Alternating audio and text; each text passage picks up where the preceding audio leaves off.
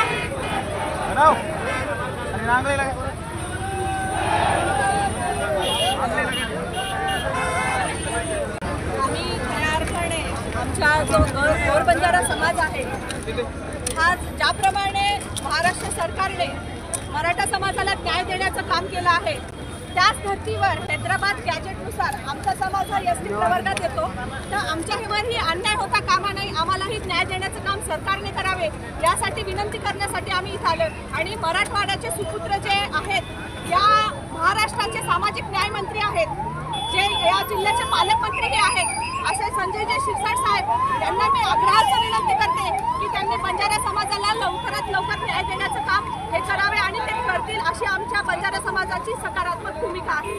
तुमच्या मागणीला सरकार न्याय देईल असं वाटतं तुम्हाला?